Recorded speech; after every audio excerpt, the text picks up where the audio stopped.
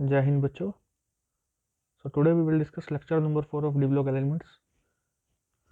इससे पहले हमने प्रॉपर्टीज़ को ख़त्म कर लिया है और जो बेसिक चीज़ें थी वो सारी उसके साथ साथ हमने पढ़ी समझी।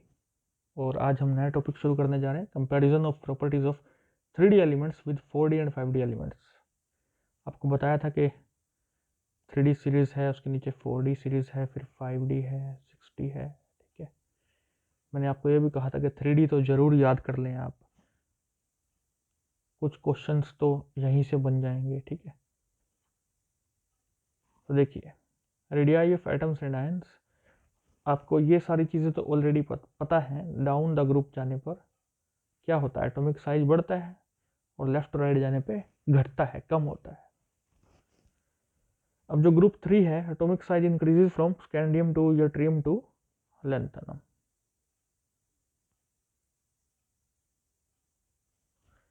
But from group 4 to group 12 there is increase in radii from 3D to 4D series, but there is least change in radii from 4D to 5D series, and this is due to lanthanide contraction.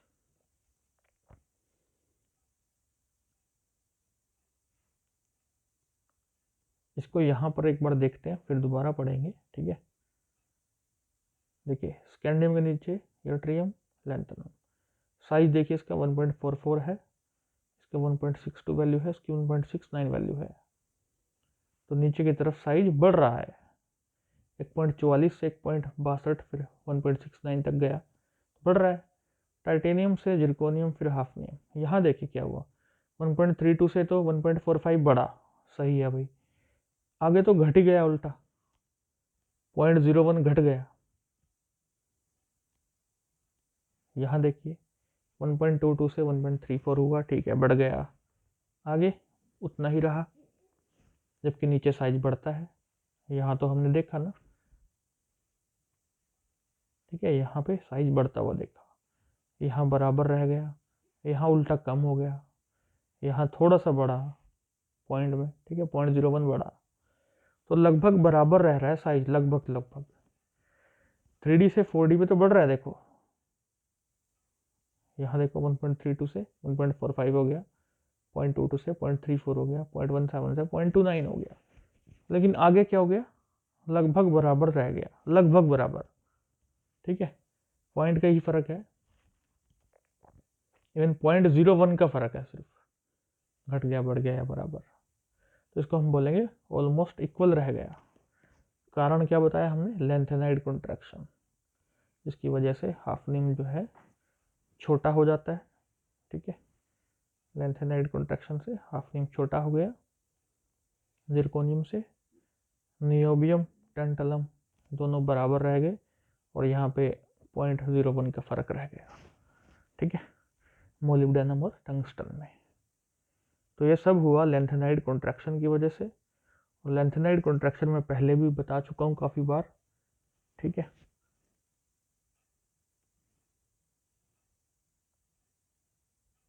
Lanthanide contraction क्या होता है, मैं एक बार और जिक्र कर लेता हूँ कि जो लैंथेनाइड्स बीच में आ जाते हैं डी ब्लॉक एलिमेंट्स में, ठीक है, 5D और 6D सीरीज में आ जाते हैं ये। वैसे हम अलग से भी पढ़ते हैं इनको, इसलिए पीरियोडिक टेबल में नीचे अलग से लिखा होता है लैंथेनाइड्स और एक्टिनाइड्स। लेकिन ये आ कहाँ जाते हैं, लैंथेनम के एकदम बाहर आ जाते हैं डी ब्लॉक एलिमेंट्स में, और इनके आने की वजह से लैंथेनाइड कॉन्ट्रैक्शन हो जाती है। वो क्यों होता है, क्योंकि लैंथेनाइड्स में 4f ऑर्बिटल की एंट्री होती है। लैंथेनाइड्स में क्या होता है, 4f ऑर्बिटल की एंट्री होती है, और इनका शील्डिंग इफेक्ट बहुत कम होता है। ये न्यूक्लियस है, यहाँ वैलेंस इलेक्ट्रॉन्स है, इनकी शील्डिंग इफेक्ट बहुत कम है 4f का। इनकी शेप कुछ ऐसी फैली हुई है, ठीक है। तो उससे क्या होगा, 4f के बाहर जो भी इलेक्ट्रॉन्स हैं उनको न्यूक्लियस अंदर की तरफ खींच सकता है, साइज हो जाएगा छोटा, श्रिंकिंग। ठीक है, श्रिंकेज ऑफ साइज की वजह से एक तरह से कॉन्ट्रैक्शन होने लग रही है साइज में, जिसको बोलते हैं लैंथेनाइड कॉन्ट्रैक्शन। इसी तरह से एक्टिनाइड्स में भी होता है। जब आप लैंथेनाइड्स और एक्टिनाइड्स मेरे साथ कभी पढ़ेंगे तो आपको पता चलेगा ठीक है। तो इस कॉन्ट्रैक्शन की वजह से ओवरऑल आगे तक फर्क पड़ता है, और जिसका इफेक्ट आपके सामने है, आपने देखा जिरकोनियम हाफनियम में, नियोबियम टेंटलम में और मोलिब्डेनम टंगस्टन में। तो आई होप पहला पॉइंट आपको क्लियर हो गया होगा जो हमने यहाँ पर पढ़ा, least change in radii from 4D to 5D series, this is due to lanthanide contraction.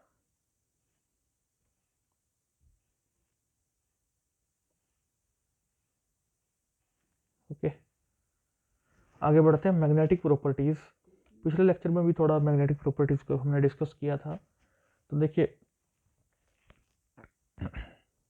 magnetic properties of first transition series can be easily interpreted on the basis of spin only contribution। मैंने आपको पिछले lecture में बताया भी था कि कुछ cases में तो हमें स्पिन ओनली फॉर्मूला लगाने पर ही सही वैल्यू जो एक्सपेरिमेंटल के बराबर होती है मिल जाती है, लेकिन सभी केसेस में नहीं मिलती। 3D सीरीज के केस में हमें ऐसा मिल जाता है, 3D सीरीज के केस में ओनली। ठीक है, 4D 5D में क्या है, ऑर्बिटल कंट्रीब्यूशन ऑफ इलेक्ट्रॉन्स आ जाता है। अगर आपने पिछला लेक्चर सुना होगा तो आपको समझ में आ जाएगा ऑर्बिटल कंट्रीब्यूशन क्या होता है। तो वो चीज़ भी यहाँ पर नज़र आती है, उस चीज़ को हमें लेना पड़ेगा। अगर नहीं लेंगे तो वैल्यू हमारी थ्योरेटिकल वैल्यू जो निकालेंगे कॉपी पेन पर वो गलत आएगी, एक्सपेरिमेंटल के बराबर नहीं आएगी, फ़र्क ज़्यादा आ जाएगा। ठीक है, ज़्यादा डिटेल आप 5th सेमेस्टर में इनऑर्गेनिक में पढ़ेंगे। ठीक है, 3D series elements form high spin complexes while 4D and 5D series elements form low spin complexes। यहाँ ओ नहीं आएगा, लो स्पिन कॉम्प्लेक्स बनाते हैं 4D 5D वाले, 3D वाले बनाते हैं हाई स्पिन कॉम्प्लेक्स। अब हाई स्पिन लो स्पिन कॉम्प्लेक्स तो पता है ना, जैसे ऑक्टाहेड्रल में डी ऑर्बिटल्स ऐसे लिखते हैं 1 2 3, अगर ये चौथा यहीं रह गया तो लो स्पिन कॉम्प्लेक्स, और अगर ये ऊपर चला गया तो हाई स्पिन कॉम्प्लेक्स। ठीक है, डिपेंड करता है लिगेंड कैसा है, स्ट्रॉन्ग फील्ड लिगेंड है, वीक फील्ड लिगेंड है। This is due to the size, this is due to the large size of 4D 5D orbitals। ठीक है, ये भी एक फर्क डालने वाली चीज़ है कि जिसकी वजह से हाई स्पिन या लो स्पिन कॉम्प्लेक्स बनते हैं। देखिए, as the size increases interaction between ligands and nucleus increases and the ligands come more close to orbitals of metal atom having unpaired electrons। The other reason is that there is less interelectronic repulsion due to big size of 4D and 5D orbitals। बिल्कुल सही बात है, मैं समझाता हूँ आपको ये बात।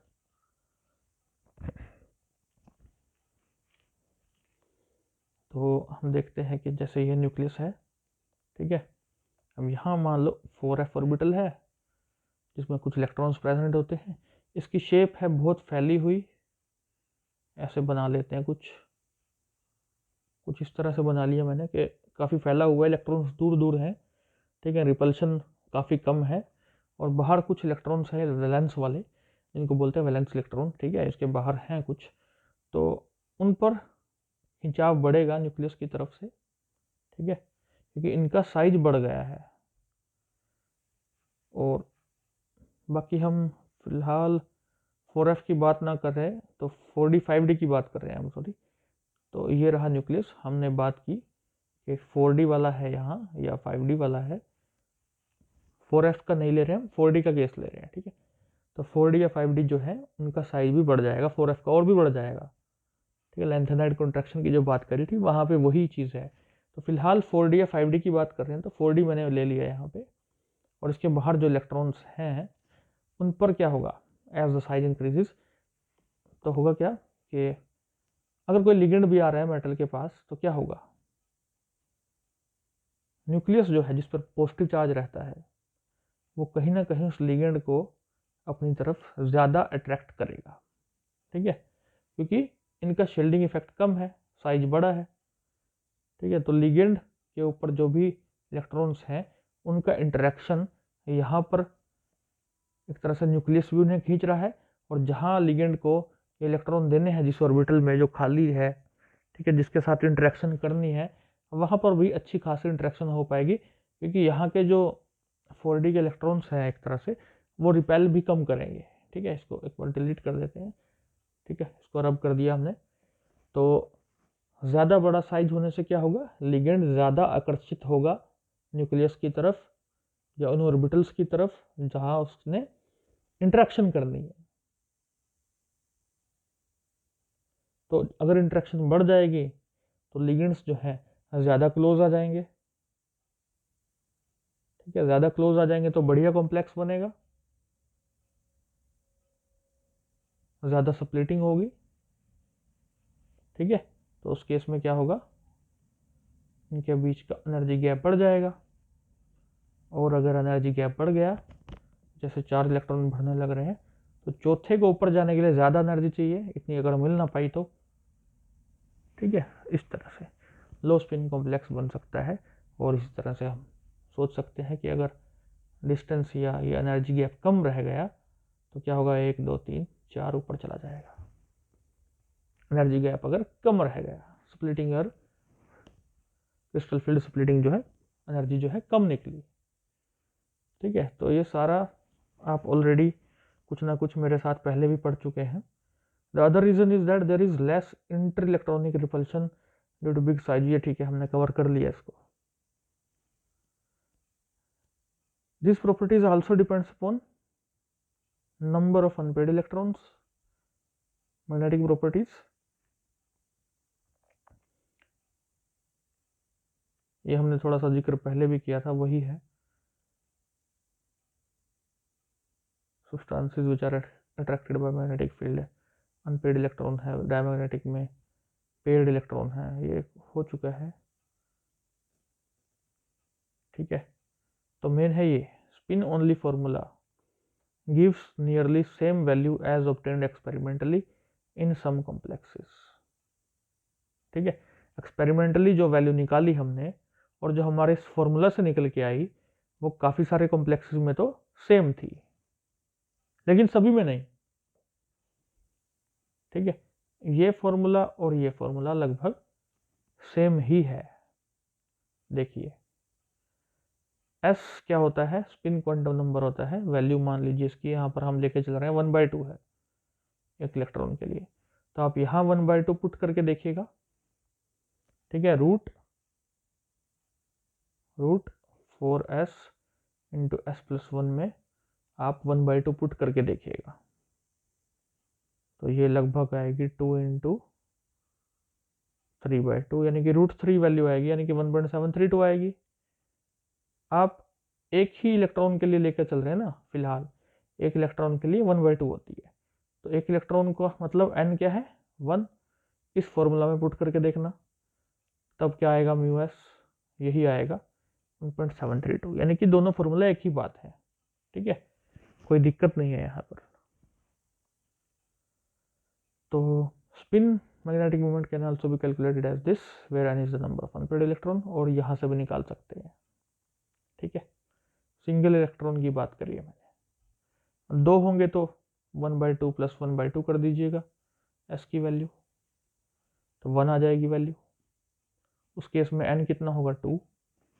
निकाल के देखिएगा, वैल्यू सेम आएगी, करके देखिएगा। Observed magnetic moment values of some transition metal complexes agree well with the spin only values, but in many cases experimental values are large। इसका मैंने जिक्र किया था पिछले लेक्चर में भी और अभी थोड़ी देर पहले भी। कई केसेस में एक्सपेरिमेंटल वैल्यू ज़्यादा आ रही है और हमारा जो फॉर्मूला हमने लगाया वैल्यू कम आई, क्योंकि हमने ऑर्बिटल कॉन्ट्रीब्यूशन को छोड़ दिया। ऑर्बिटल कॉन्ट्रीब्यूशन क्या होता है, मैं पिछले लेक्चर में आपको बता चुका हूँ। It is due to orbital magnetic movement, so for calculation we must consider both spin and orbital motion या मैग्नेटिक मूवमेंट, दोनों को कंसिडर करना पड़ेगा। अगर दोनों कंसिडर करेंगे तो वैल्यू आपकी सही आ जाएगी। उस केस में फॉर्मूला रहेगा ये, L जो है वो ऑर्बिटल को डिनोट कर रहा है, ऑर्बिटल कॉन्ट्रीब्यूशन को डिनोट कर रहा है, तो μs प्लस L रहेगा, और √4s into s+1 plus L into L+1 ये फॉर्मूला रहेगा। जब इसको आप लगाएंगे तो एक्सपेरिमेंटल वैल्यू के बराबर की वैल्यू आ जाएगी। पहले हम ये छोड़ रहे थे, L इंटू L+1 छोड़ रहे थे, इसलिए वैल्यू गलत आएगी। इन कॉम्प्लेक्सेस में वैल्यू सही आ जाती है उसमें, यानी कि ऑर्बिटल मोशन लगभग 0 होता था। ठीक है, अब ऑर्बिटल मोशन होता है नहीं होता, इसकी बात जो है यहाँ पे हम नहीं कर रहे हैं, वो आप 5th सेमेस्टर में करेंगे। ठीक है, एस क्या है, resultant spin angular momentum, L क्या है, resultant orbital angular momentum quantum number, ये इनका नाम है। ठीक है, इतना काफ़ी है, ऑलरेडी काफ़ी डिटेल में पढ़ लिया है, कुछ चीज़ें रह गई हैं जो आप बाद में पढ़ेंगे। Oxidation states, down the group stability of higher oxidation states increases. ठीक है, +2+3 oxidation states are important for 3D series. वो आपने पहले भी देख ली हैं सारी ऑक्सीडेशन स्टेट्स, ठीक है। 4D 5D सीरीज के these are unstable and higher oxidation states are stable. 4D और 5D के केस में हायर ऑक्सीडेशन स्टेट स्टेबल है। This is due to requirement of less energy to remove electrons in heavier elements. यहाँ पर energy कम लगेगी electrons को निकालने के लिए, इसलिए इलेक्ट्रॉन ज़्यादा निकल सकते हैं। और अगर ज़्यादा इलेक्ट्रॉन निकल गए, मान लो 5 निकल गए, तो ऑक्सीडेशन स्टेट क्या होगी, +5। 6 निकल गए, +6 हो जाएगी। 7 निकल गए, +7 हो जाएगी। तो एनर्जी कम लग रही है अगर, ठीक है, कम एनर्जी चाहिए तो ज़्यादा इलेक्ट्रॉन निकल जाएंगे उसमें, तो ज़्यादा ऑक्सीडेशन स्टेट शो करेगा वो, बजाय कि कम +2+3 शो करने के लिए, ठीक है। Cobalt +2 is stable in aqueous medium, but RH +2 and IR +2 are not known, ठीक है। देखिए कोबाल्ट के नीचे ही तो रोडियम होता है ना, CO होता है, RH नीचे होता है, उसके नीचे IR होता है। कोबाल्ट, रोडियम, इरिडियम तीनों ऐसे होते हैं ये। अब कोबाल्ट +2 तो है स्टेबल एक्वस मीडियम में, लेकिन हम बोल रहे हैं कि रोडियम जो है RH +2 और इरिडियम IR +2 ये नॉट नोन, ये नहीं जाने जाते हैं, होते नहीं हैं, एग्जिस्ट नहीं कर रहे। क्यों? क्योंकि रीजन ऊपर दे दिया आपको कि जो हैवी मेटल हैं ये +2+3 ऑक्सीडेशन शो नहीं करना चाहते, हायर ऑक्सीडेशन स्टेट शो करना चाहते हैं, ठीक। तो रीजन भी साथ में है और आपके सामने एक एग्जांपल भी सामने आ गया है।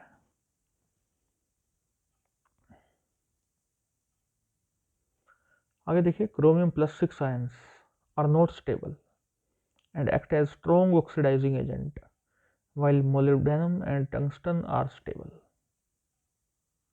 देखिए क्रोमियम के नीचे ही मोलिब्डेनम होता है, फिर टंगस्टन होता है, ठीक। तो क्रोमियम +6 आयंस तो स्टेबल है नहीं, और जो नीचे वाले हैं वो स्टेबल हैं। अगर ये +6 में है, +6 से ऊपर तो जा ही नहीं सकता ये तो इसकी हाईएस्ट ऑक्सीडेशन स्टेट है +6। आप देख भी लीजिएगा, चेक कर लीजिएगा, इसकी ऑक्सीडेशन स्टेट सबसे ज़्यादा कितनी हो सकती है, +6 हो सकती है। तो उसमें अगर ये है तो स्टेबल नहीं है, तो इसलिए क्या चाहेगा ये चाहेगा कि इसको इलेक्ट्रॉन्स मिल जाएं ताकि ये स्टेबिलिटी हासिल कर सके। और अगर ये इलेक्ट्रॉन चाह रहा है किसी से लेना, तो ये क्या हुआ, ऑक्सीडाइजिंग एजेंट हुआ ये। इसका मतलब ये दूसरे की ऑक्सीडेशन कर देगा, उससे इलेक्ट्रॉन छीन लेगा और खुद की क्या हो जाएगी, इसकी रिडक्शन। देखिए आपको ये टर्म्स एग्जैक्टली क्लियर होनी चाहिए, ऑक्सीडाइजिंग एजेंट क्या होता है, रिड्यूसिंग एजेंट क्या होता है, ऑक्सीडेशन क्या होती है, रिडक्शन क्या होती है, ऐसे सारी टर्म्स +1 +2 की हैं। अगर ये आपको क्लियर नहीं है तो फिर आपको ये लेक्चर समझ में नहीं आने वाला, ठीक है। तो ये टर्म्स जरूर क्लियर कर लें। तो +6 में है ये, इसके ऊपर जा नहीं सकता, अनस्टेबल महसूस कर रहा है, अनस्टेबिलिटी। सो इलेक्ट्रॉन्स चाहता है ये ताकि स्टेबल हो सके। अगर इलेक्ट्रॉन्स ले रहा है तो इसका मतलब ये क्या हुआ, ऑक्सीडाइजिंग एजेंट हुआ, दूसरे की ऑक्सीडेशन करेगा और खुद की रिडक्शन करेगा, ये स्टेबल है यहाँ, ठीक है। आगे देखिए, CrO42- स्ट्रॉन्ग ऑक्सीडाइजिंग एजेंट है, बता दिया अभी आपको, +6 ऑक्सीडेशन स्टेट ही निकल कर आएगी यहाँ। बट मोलिब्डेनम का जो कॉम्प्लेक्स है, टंगस्टन का जो ऑक्साइड ऑक्सीजन के साथ कॉम्प्लेक्स बना हुआ है, ये स्टेबल है, फिर से रीजन सेम है। MnO41- स्ट्रॉन्ग ऑक्सीडाइजिंग एजेंट है, ठीक है। आप इसमें इसकी ऑक्सीडेशन स्टेट निकालिएगा मैंगनीज की, तो निकल के आएगी +7, इससे ज़्यादा नहीं जा सकता ये, हाईएस्ट ऑक्सीडेशन स्टेट में है, थोड़ा अनस्टेबिलिटी महसूस कर रहा है, तो क्या चाहेगा कि इसको इलेक्ट्रॉन मिल जाए, +7 से नीचे चला जाए ये इलेक्ट्रॉन लेके, इतना ज़्यादा हायर चार्ज इसके ऊपर ना रहे। So it is a strong oxidising agent. लेकिन TCO41- और पररिनेट, ये क्या है, पर टेक्निटेट, पर रिनेट, ReO41-, ये स्टेबल है, ठीक है। ये 4D 5D सीरीज वाले हैं। मैंगनीज के नीचे ही होता है TC, और TC के नीचे होता है Re, ठीक है, रीनियम, टेक्नीशियम, मैंगनीज, ये सारे इस तरह से होते हैं, एक ही ग्रुप में है। मैंगनीज ऑक्सीडाइजिंग एजेंट है, लेकिन नीचे वाले ऐसा नहीं है, वो स्टेबल है, उनके कॉम्प्लेक्सेस स्टेबल है, क्योंकि वो हायर ऑक्सीडेशन स्टेट प्रेफर करते हैं, तो उसमें वो रह सकते हैं। ये जो 3D सीरीज है लोअर ऑक्सीडेशन स्टेट प्रेफर करती है, यही रीजन हर जगह लग रहा है। ओके,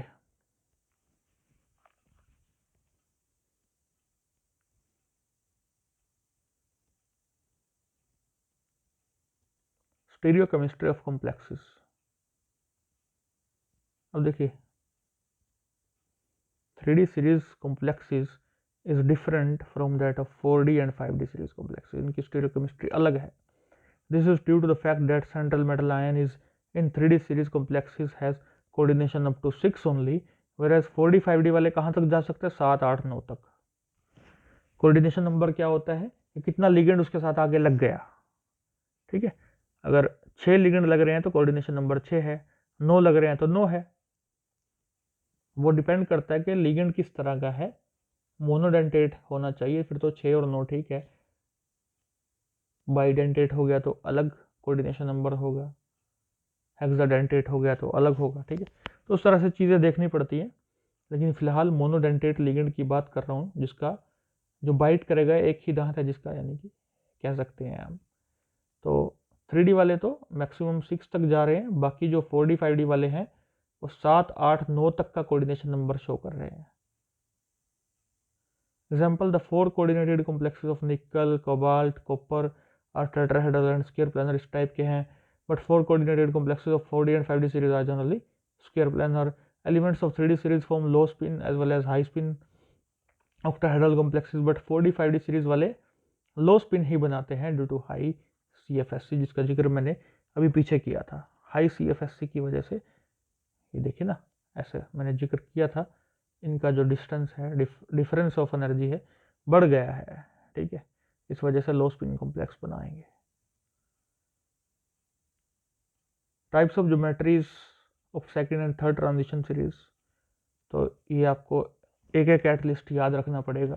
पेंटागनल बाइपिरामिडल का एग्जांपल आपके सामने है, जिरकोनियम फ्लोराइड ZrF7 3-, ठीक है। तो इस तरह से आप स्ट्रक्चर समझ लेंगे।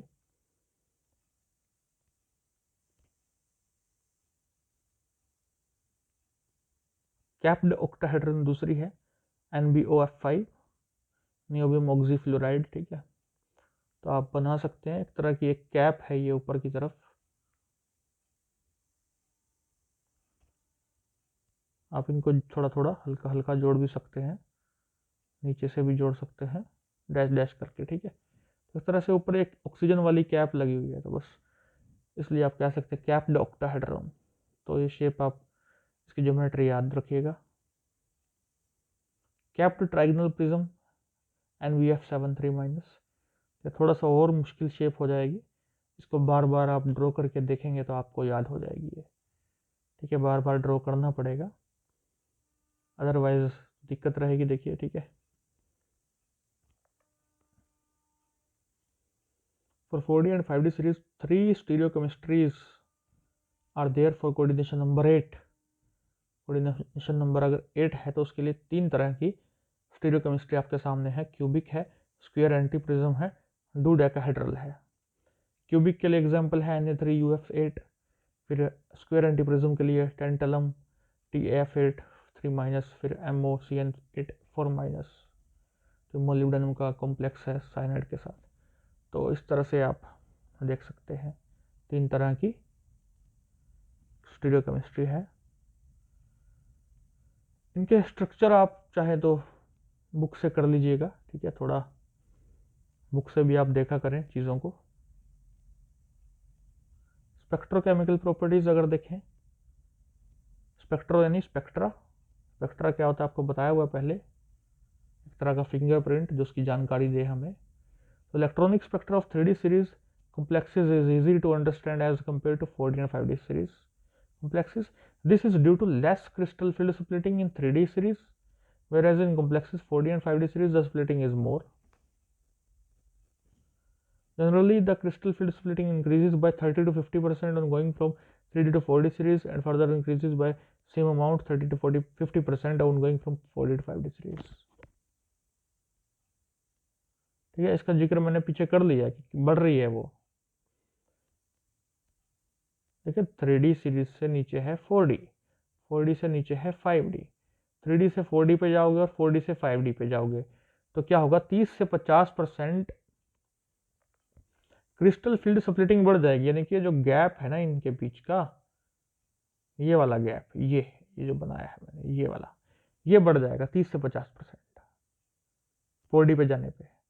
तो लो स्पिन कॉम्प्लेक्स बनने की जो पावर है वो बढ़ जाएगी 4D में, तो 5D में और ज़्यादा बढ़ जाएगी क्योंकि ये गैप और बढ़ जाएगा। ठीक है, 3D में ये कम रहता है, इसलिए क्या होगा, वहां पर दोनों तरह के कॉम्प्लेक्स आपको दिखाई देते हैं, हाई स्पिन भी दिख जाते हैं, लो स्पिन भी दिख जाते हैं। ठीक है, डिपेंड करेगा लिगेंड भी कौन सी है, उस पर भी डिपेंड करता है। डेल्टा नो वैल्यूज या delta o values, o for octahedral, ठीक है, फॉर कॉम्प्लेक्स ये रहा, कोबाल्ट अमोनिया 6,3+ है, फिर RH का है, फिर इरिडियम का है, रोडियम इरिडियम का है, कॉम्प्लेक्सेस अमोनिया के साथ। अब इनके लिए देखिए डेल्टा ओ वैल्यूज, CFSE जो है देखिए 23,000 है, कोबाल्ट जो कि 3D सीरीज का एलिमेंट है, फिर ये 4D सीरीज का एलिमेंट है, इसके लिए 34,000 हो गई। इरिडियम के लिए 41,000, 41,000 हो गई है, जो कि 5D सीरीज का है। तो आप देख सकते हैं डेल्टा ओ वैल्यू बढ़ती जा रही है। तो मैंने कहा था आपको 30 to 50% बढ़ता है, सो वो आपको इस एग्जाम्पल से क्लियर हो जाएगा कि हाँ बढ़ता है। ठीक है, तो स्पेक्ट्रोकेमिकल प्रॉपर्टीज थी। Thank you very much for listening me carefully. जय हिंद बच्चों, हैव अ नाइस डे।